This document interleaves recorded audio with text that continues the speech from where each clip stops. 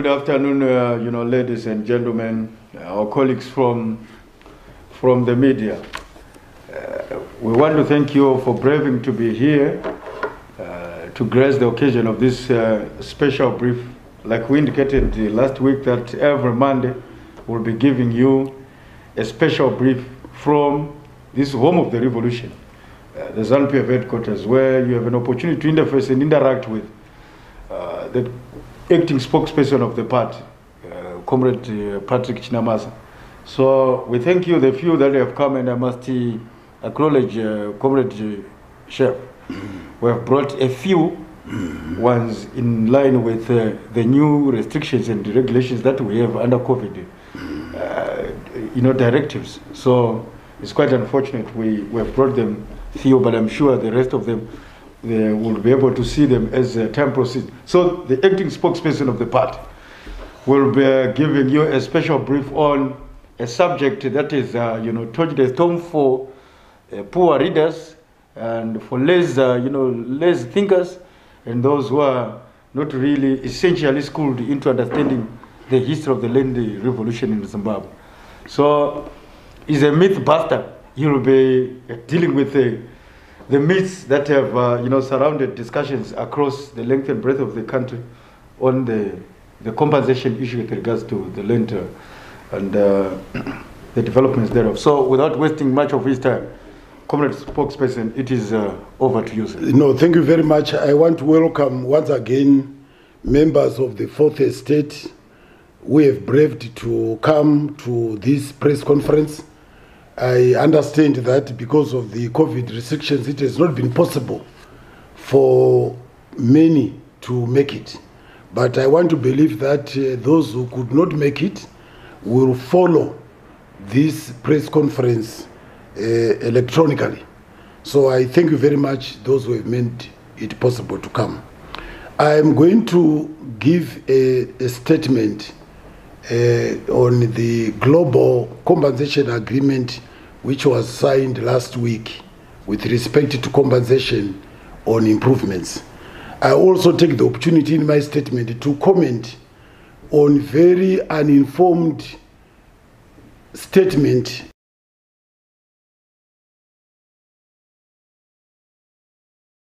by Julius Malema of South Africa. Before I read my statement, I felt that I should make reference to the events that took place or preceded the 31st July.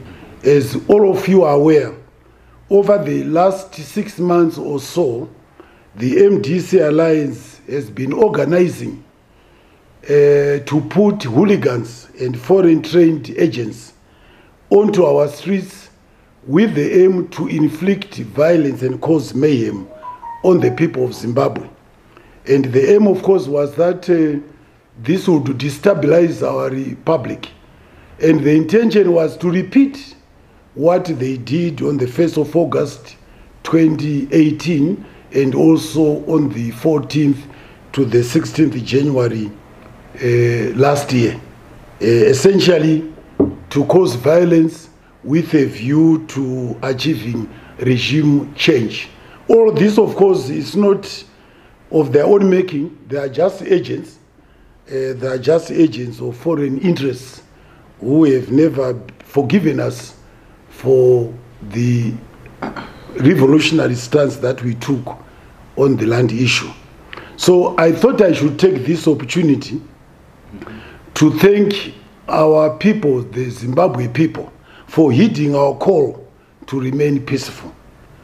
Your behavior was exemplary. And as we go into the future, please never become complicit to agents and merchants of violence who want to turn our country into Libya. See what is happening in Libya. We should never be complicit to any machinations that want to turn our country into a Libya. It's not a one-day wonder. Once you destabilize, once you don't have peace, you destabilize your revolutionary progression. Peace is a prerequisite to economic empowerment to development. Without peace, you spend 10 years and you destroy whatever little that we've been able to achieve in the years that have gone by.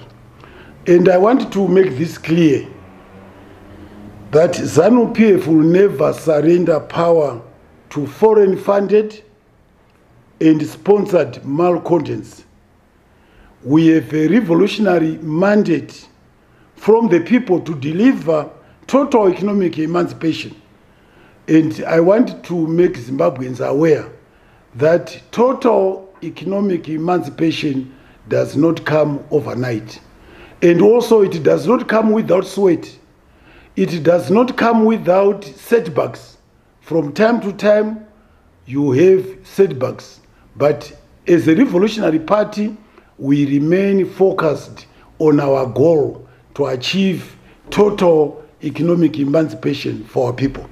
I thought I should thank you for heeding our call to remain peaceful. Allow me now to read my statement, which is the subject matter of this press conference. Zanu PF gives thumbs up and supports His Excellency, Comrade Mnangagwa, and the Zanu PF government for concluding the global compensation agreement with organizations representing former white commercial farmers. The agreement was signed on 30th July 2020, and it provides principally the following. First, it provides an agreed global sum of $3.5 billion United States dollars for the compensation on improvements on land, which we compulsorily acquired under the Land Reform Program. It being noted that the agreement was preceded by a joint evaluation of these improvements by government and representatives of the consortium representing former commercial white farmers. The evaluation exercise has not been an overnight thing. It took many years of building trust and confidence between government and farmers' organizations. Secondly, this global compensation agreement provides a measured time frame within which the debt is to be liquidated. It also provides modalities on mobilizing the necessary resources locally and globally to pay compensation for the improvements.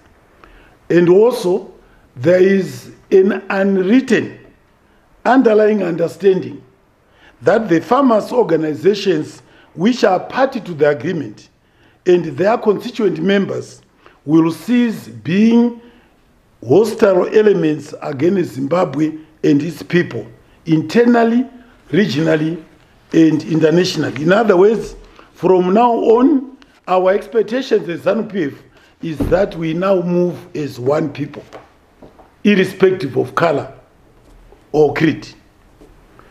Zanu PF wishes it known worldwide that the agreement just concluded has its total blessings and full support. Zanu PF considers the agreement a milestone and a significant phase in its march towards the attainment of President Mnangagwa's Vision 2030 and the achievement of the goal of total economic emancipation of the people of Zimbabwe. It is a landmark consolidation of the gains of our revolution. In our long journey towards total empowerment and independence, the people of Zimbabwe must not lose sight or memory of the difficult revolutionary decisions Zanu PF took on their behalf, and I point out and remind them of just about 3 difficult decisions that we've taken in our journey along the revolutionary path. The first difficult decision we took was when the 2 revolutionary parties, ZAPU and ZANU, took decisions in 1963 to mount an armed struggle to regain our land, freedom, our sovereignty, our independence, and our human rights, which had been trampled upon by colonizers, George Floyd style. You know, motivating people to lose their lives is not an easy decision. It's a very difficult decision. And that decision, the revolutionary parties, ZAPU and ZANU, took that decision. And the core grievance motivating the armed struggle was the land question. The colonial brutality that accompanied the dispossession of our land and the broad daylight theft of our cattle and livestock were events still fresh in the minds of the dispossessed and their descendants. Many sons and daughters of Zimbabwe have paid the supreme sacrifice during the armed struggle, and they lost many lives. Also, to remind you that in the 17 years of protracted armed struggle, this forced the colonizing power and its local agents, the white settler community, to the negotiating table in 1979, and they agreed to surrender power to the indigenous population at the Lancaster House Conference. At this conference, the liberation movements, ZANU and ZAPU, under the banner of the Patriotic Front, and following undertakings by the British and the USA governments to make resources available for compensating white settler farmers for the land, we agreed, again, took a very difficult decision. We agreed as revolutionary parties to take a step back, maybe two, to postpone resolution of the land question for 10 years after independence, during which time the British and the American governments were to provide resources for the acquisition of land for resettlement purposes on a willing seller, willing buyer basis. Come the expiry of the 10 years in 1990, the willing buyer, willing seller is a basis for redressing a historical injustice had failed to achieve the intended purpose. When Zimbabwe called upon the British government to make available the resources, the conservative government, I must point out, first under Prime Minister Margaret Thatcher and then under Prime Minister John Major, cooperated and reached an understanding on a time-framed agreement to provide the resources to allow for payment of compensation for both land and improvements under a scheme of compulsory acquisition of land. And constitutional amendments were actually effected along those lines to align our constitutional position with the promises that we were being given by the conservative governments. But the Conservatives lost an election, and the British Prime Minister Tony Blair, the leader of the Labour Party, reneged on this agreement, and instead, under the Westminster's Foundation, founded and funded the MDC with the primary and sole purpose to oppose the land redistribution program and to effect regime change. This was a very sad situation where you have governments reneging on promises and undertakings made by their predecessors.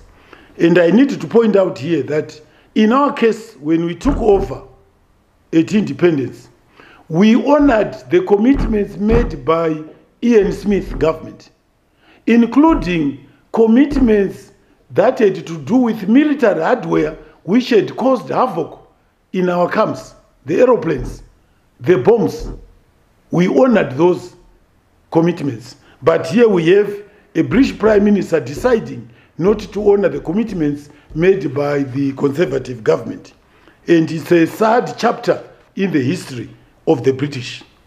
So following the British reneging on their commitments, our revolutionary party, Zanu PF, took again an important and difficult step in our struggle for total and complete economic emancipation and freedom of our people.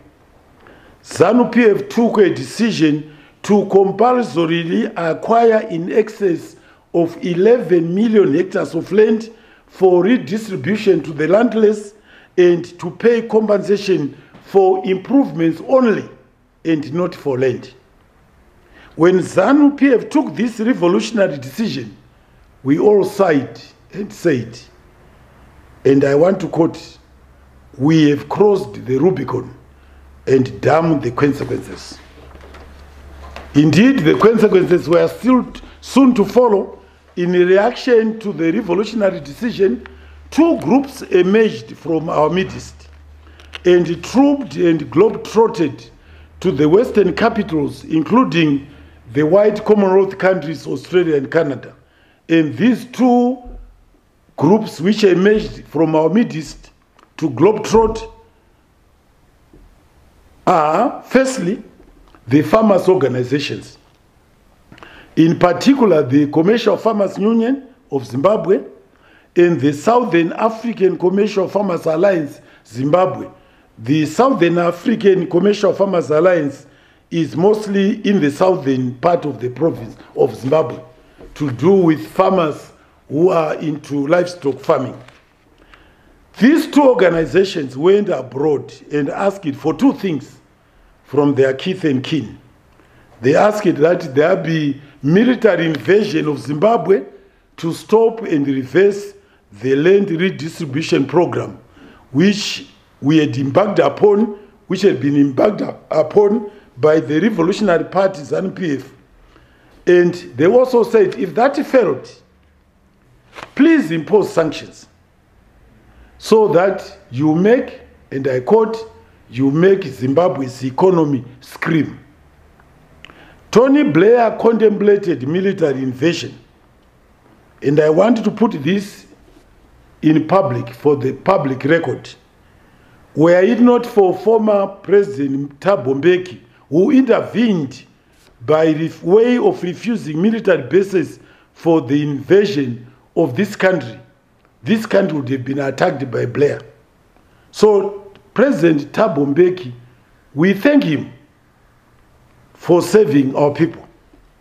As a reaction, Mr. Blair persuaded the European Union and the white Commonwealth countries and the United States to impose sanctions on Zimbabwe.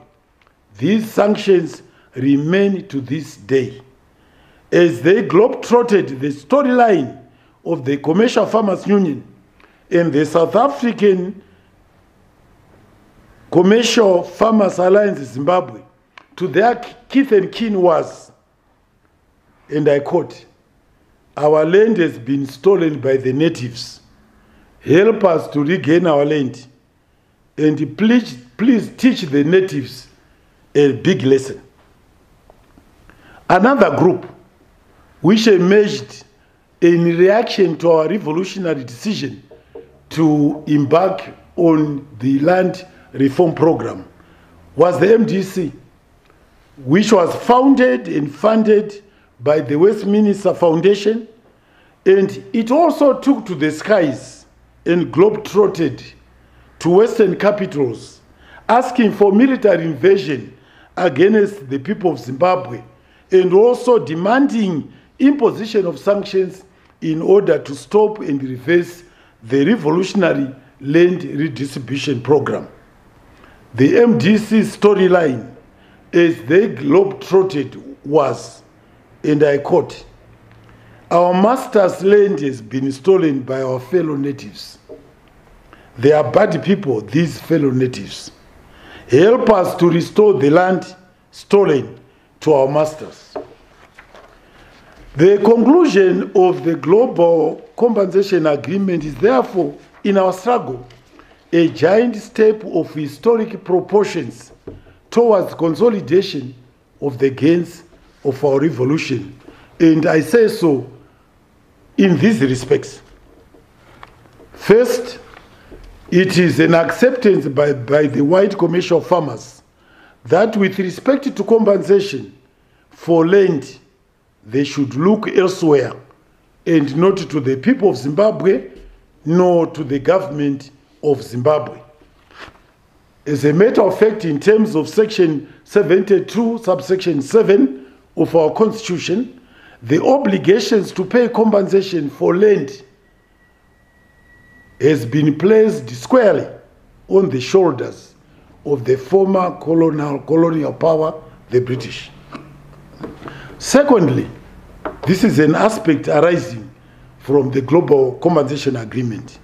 By agreeing on the amount of compensation for improvements and the time frame for payment and the modalities for raising the resources, Zanu PF wishes it to be known that it no longer considers the Commercial Farmers Union and the Southern Commercial Farmers Alliance Zimbabwe to be anti-land redistribution program, and it therefore calls upon these organizations to demand the unconditional lifting of sanctions.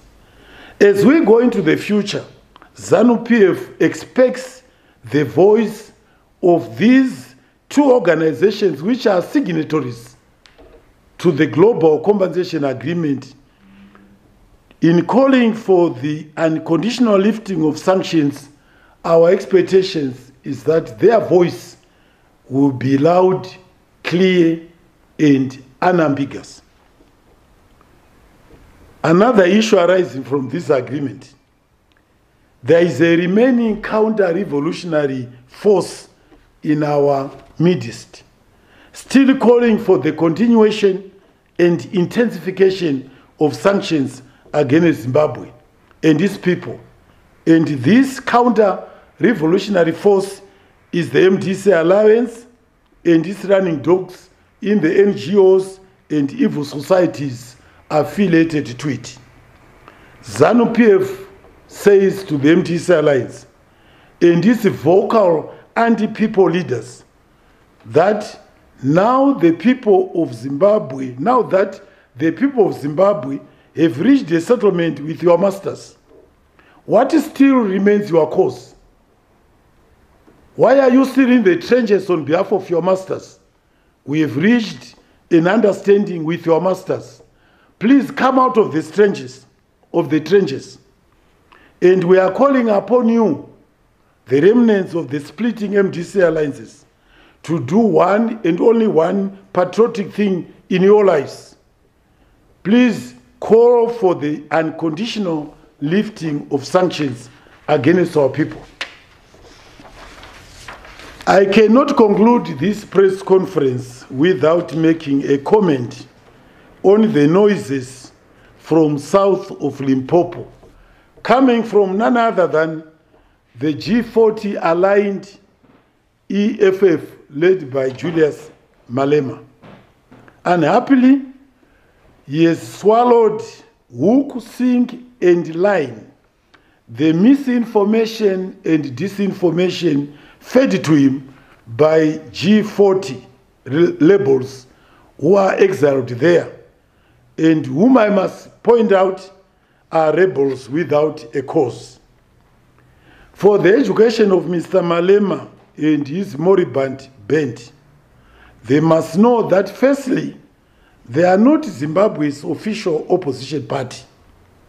We have enough headache from the foreign recruited and funded MDC opposition and these foreign funded NGOs who, for the information of the public, foreign funded NGOs in this country number in excess of 5,000. And this is in a country, a small country such as ours, which has a population of not more than 15 million, I beg your pardon. So it's very clear we are not short of enemies by reason of our revolutionary stance on behalf of the people and all oppressed people of the world. So we said to Julius Malema, don't add the EFF to the list of our enemies. We have one too many enemies. Mr. Malema, you have a tendency of using your loud mouth to speak on subjects you know nothing about. You have not bothered to read our Constitution, For the record, our current constitution was approved in a national referendum and by Parliament in 2013. Zanu PF, for the information of Mr. Malema, the current in bringing about the current constitution, both in terms of campaigning during the referendum and approval in Parliament, Zanu PF and the MDC collaborated in that endeavor.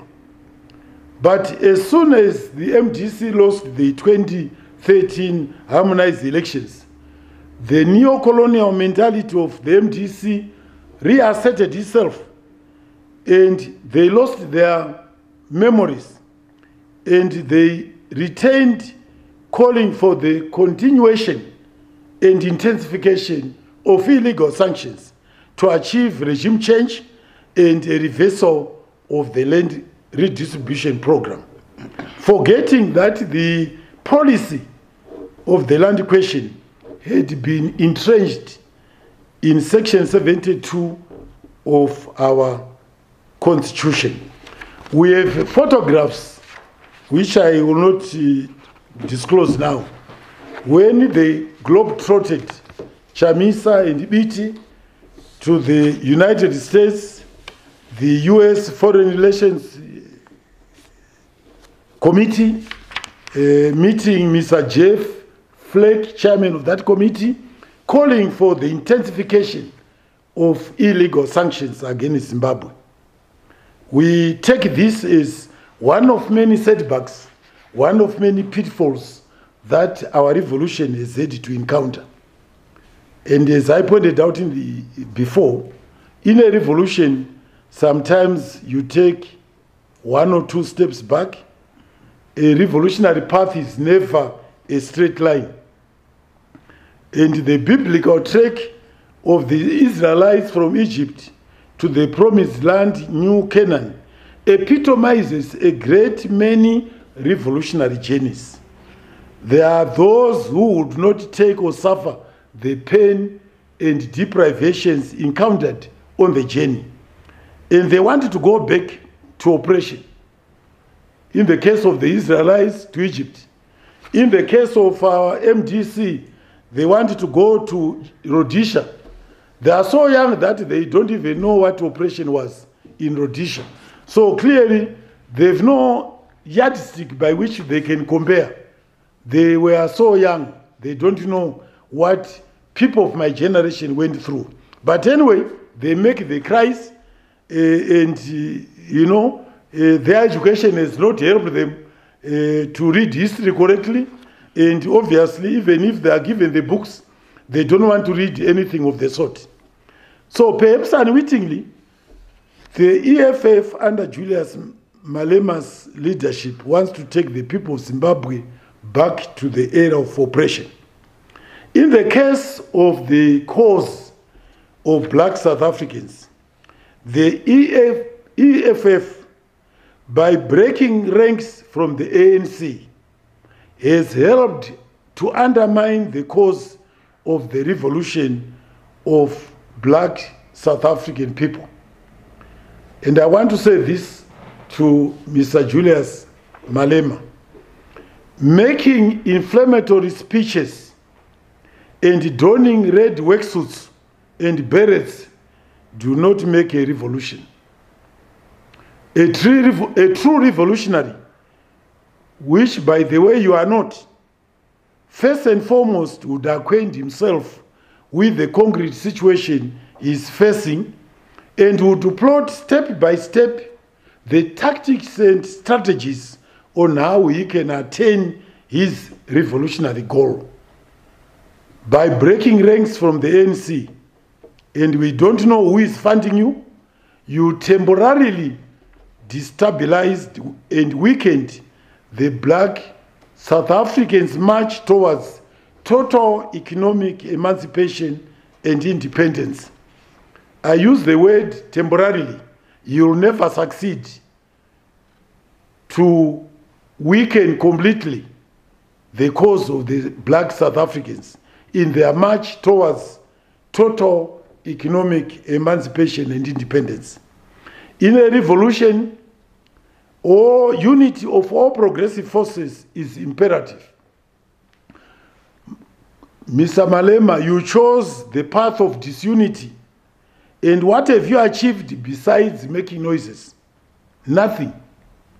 So Zanu PF says to Mr. Julius Malema and his EFF, for God's sake, stop poking your G40-scented nose in Zimbabwe's domestic affairs. I thank you for your attention. Thank you very much. Thank you very much, Comrade Spokesperson. I think the message has been read out very clearly for those that had been misinformed and disinformed by, agents of fake news. The matter has been clarified from the Revolutionary Party side, and the acting spokesperson have given you exactly the facts as they stand, to the extent that for the first time, we are now walking towards the same direction and in the same thinking cap with our former foes, in as far as the land reform is concerned, the former white farmers, so towards ensuring that we amplify calls for the removal of sanctions. Another key message coming down to Limpopo, that Julius Malema must mind issues South Africa. He has no local standard to comment on Zimbabwean issues, which is historically and schooled on, foundationally, distant, and existentially uncalled for. So certainly, I don't need to waste any much time. It is the opportunity where we'll invite one or two questions from members of the fourth estate who are here present. Except the majority of them, we are now aware of them. You can just proceed by asking the comrade spokesperson if there is any question on clarifications. Please proceed. Thank you. Yes, thank you. My question is on regard with speak aloud. May you amplify your voice so that. Okay, thank you. My question is in line with what you just said, that the EFF of late has been very vocal and active on Zimbabwean issues. And does that, by your statements, were you by any means insinuating that they have become, a mouthpiece for the G40, which have now, most of them are now staying in the... Yes, I'm not insinuating. I'm telling it as it is. The G40 and Julius Malema EFF are sleeping in the same bed. They are now, Malema has now made G40's cause his cause, and is forgetting that he is an opposition in the South African parliament. He now thinks, because they are sleeping together day in, day out, he now thinks that is an official opposition in Zimbabwe. He is not. And that is the message I'm delivering to him. As you are aware, clearly he has been misinformed. He has been trying to draw comparisons, false comparisons between our stance on land issue when we embarked on land reform program in 2000 and the global agreement. There is no departure from our revolutionary path. The direction remains the same. We took a decision in 2000 to acquire land compulsorily and not to pay compensation for land, but to pay compensation for improvements only. That position has been entrenched in Section 72 of our Constitution, and that position remains the same. When the position was entrenched in our Constitution in 2013, our leader then was President Mugabe. So it's not as if we have reinvented the wheel. So I thought I should clarify that misinformation, disinformation from the G40 elements who are exiled in South Africa. Yes. And on that note, thank you. On that is that a follow-up? Yes, it's a follow-up. Okay.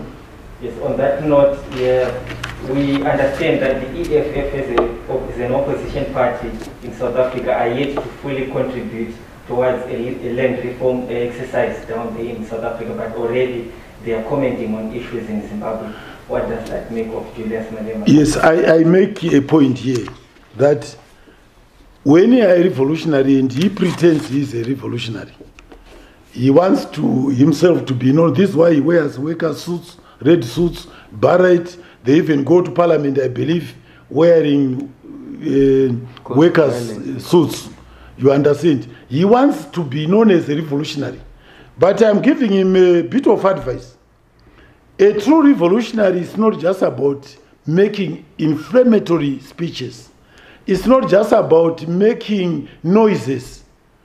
A true revolutionary will sit down, understand the prevailing concrete situation, and then build alliances, work out strategies and tactics on how you can achieve your revolutionary goal. Malema has no time for that. Maybe has never been schooled in any revolution. He must go back to the ANC to learn and to be told how revolutions are effected. They are not effected through speeches only. You sit down, you build alliances, you then work step by step, and the path you will find out when he does that is not clear, it's not straight, it's not a straight line. And you may put timelines, but sometimes the necessities which require you to take steps back, 1 or 2, even 3 steps back, in order to plod on your revolutionary path. That Malema, I'm advising him, he must learn to do that. But above all, he must stop poking his nose into our affairs. Quite a very, very emphatic and unambiguous message to Julius Malema or whoever comes from the EFF. It is very clear the spokesperson is saying Julius Malema cannot even qualify to be a branch member under Zanu PF because it's not revolutionary, it's counter-revolutionary. But your last question, please. Yeah. There are people who are castigating Commander Agriculture. How fair is it? You know, what you need to understand is that when we embarked on the land question, we gave out in excess of 11 million hectares of land to people who did not have resources. That you must understand. And as government, we took a decision for the first time to say we'll support, as you know, there were different schemes under the land reform program. We had the A1, which are 5 hectares or thereabouts, mostly targeting the peasant population. We had the self-contained, in between 20 hectares, self-contained, 20, 30, 40, 50 hectares, self-contained A1. Then we had the A2, which were large scale, in excess of 80 up to 500 hectares and so on. Now, we then realized that none of the classes of people we had benefited under the land reform had the necessary resources to make the land productive. But the revolution had to go on. We had to empower them, which is the whole purpose of why we have embarked on a revolution. We want to empower our people. Those who like, those who don't like, they can go elsewhere and be empowered by the British. We have no problem. It's their choice. They can go, and in fact already we are encountering people who do not look to government and Zimbabwe to be empowered. They would rather go and be empowered by the American government, the British, the Europeans. And what is the source of their empowerment? They are given allowances, some are bought houses, we believe. 500,000 actually disappeared on 31 July. Some, in fact, are here in the November, on the last week, 31st, a lot of money, 500,000 US, went into people's pockets, which did not achieve even the intended result. It's a form of empowerment. It's a form of empowerment, but one which is, should I say, a sellout. You see, they are being treasonous in the form that they are being empowered. You understand? They are traitors to their own people. But those who are clever will be empowered. They will have a house which they didn't have. They will have a bicycle which they didn't have. They will have a motor vehicle which they didn't have. But in Zimbabwe, those who are beneficiaries of the land reform program, we chose to empower them through various government-funded and guaranteed schemes. Presidential Input Scheme, Cotton Presidential Input Scheme, Command Agriculture. And the Command Agriculture basically was on a basis that the farmers will pay. In the event that they failed, government guaranteed to pay the default on those inputs. That is how we propose to pay, and we don't apologize. And don't ask us to apologize. I understand now that the Command Agriculture is now being bankrolled by a bank under Smart Agriculture. During the past years, the banks were not supporting agriculture because they said there is no collateral. Of course, it was hypocritical on the part of our banks here. They said, we have no collateral, we are therefore not going to fund it, which is why the burden of funding agriculture is largely fallen on the government.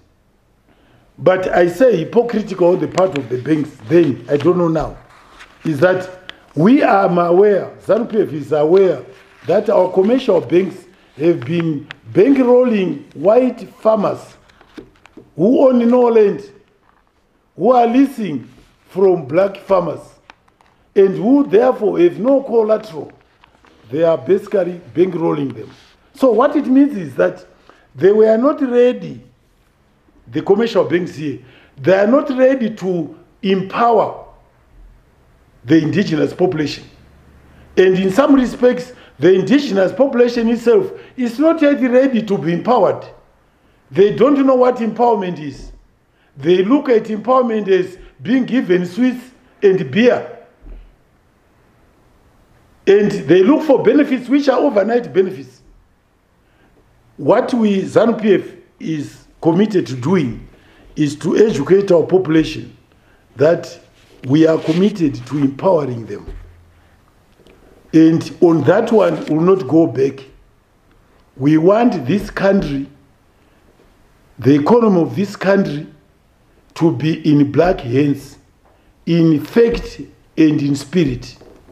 We want it to be like any normal economy worldwide, where 90% or so of the economy is owned by the indigenous population. That is the route we are going. And we are going to unfold many schemes to ensure that those who are willing to be empowered will be empowered. Those who choose to be empowered by the Europeans, we cannot stand in their way. But they should not criticize when they see the results of those who have empowered here are better than their own results. They feel that sleeping in hotels and holding workshops and being paid sitting allowances is empowerment. They spend years and years sleeping in hotels and eating breakfast in hotels and so forth. At the end of the day, they look and see the people we have empowered, they look empowered. And they become jealous. That's what it's all about, jealous. Thank you very much. Thank you very much, Comrade Spokesperson. Point quite very clear here. The party has no regrets for supporting indigenous patriotic business people in order to ensure that we survive our people and achieve total economic emancipation for our people. We have seen that so many times, Comrade Spokesperson, and I'm sure the public has been schooled on why it is imperative that we celebrate our successful business people. And, you know, those who want, as the Comrade Spokesperson has said, those who want to be empowered by the whites, you fly, you know where the whites are. Don't forget that when we embarked on the land reform program, the MDC and its supporters decided not to participate. They lobbied their people because they were opposing. There was no way they could have participated. They decided and lobbied their people not to participate. And they did so on the instruction of the British and the Americans. Now, 20 years later, they realize they made a mistake. The British and the Americans have not empowered them. Even up to now, they are still making the mistake that they think that the British and the Americans will come to empower them. They will not. They have themselves to regret. Only one or few of their leaders broke ranks with them. Professor RosGwen Media broke ranks with them and benefited under the Land Reform Program. Yes, he did. And there were many others also. Some even decided to leave the MDC because of the stance it took on refusing to be empowered. They thought that position was foolish, unpatriotic, traitorous, treasonous. Now, 20 years later, they come and they feel jealous when they see people who have been empowered by their own governments. Zanu PF will not make any apologies for empowering our own people. If we had resources, we want the mining sector to be better organized. What we see currently is artisanal mining. We wish they were well equipped with machinery, appropriate technology to do proper mining. That's the way we want to do. And in all sectors, like I said, we want Zimbabweans to own this economy. And when we make this call, we make no apologies. When we adopt policies and we deploy resources to empower people to take commanding heights of the economy in tourism, in agriculture, in manufacturing, in mining, we make no apologies. Thank you very much. No need for any further explanation there. Thank you very much, Comrade Spokesperson. Thank you, members from the 4th Estate, for coming to grace this occasion. Thank you very much for coming.